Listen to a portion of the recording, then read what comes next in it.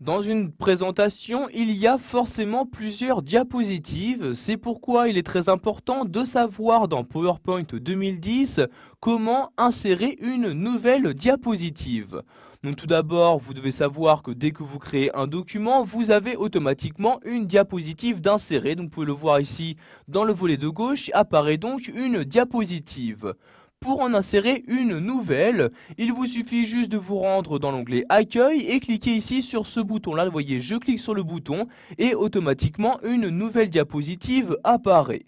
Donc il est très important également de savoir que pour une diapositive, il existe différentes dispositions. Donc cette disposition-là étant la disposition par défaut, donc c'est-à-dire une zone de texte pour le titre de la diapositive et une autre, par exemple pour insérer ici un tableau, un graphique SmartArt, etc. Vous pouvez à tout moment changer la disposition de votre diapositive en vous rendant donc ici sur Dispositions. Vous avez alors ici donc les différentes dispositions disponibles. Vous voyez ici une diapositive de titre, donc c'est-à-dire la première diapositive de votre présentation. Vous avez ici la disposition par défaut, titre et contenu. Si vous souhaitez par exemple faire une comparaison dans votre diapositive, vous devrez alors utiliser ici la disposition comparaison. Vous cliquez donc dessus et celle-ci sera adaptée automatiquement donc sur la diapositive active.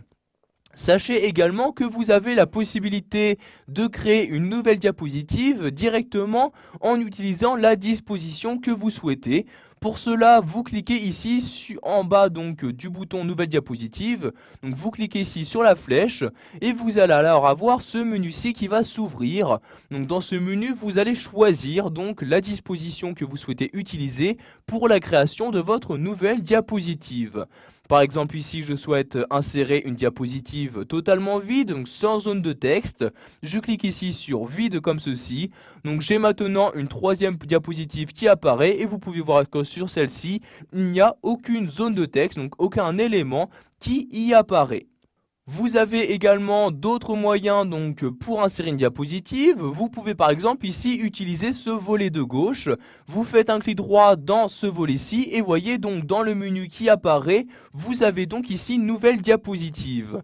Vous cliquez sur la ligne et automatiquement une nouvelle diapositive vide sera créée. Je refais un clic droit, je reclique sur une nouvelle diapositive et voyez j'ai maintenant 5 diapositives dans ma présentation.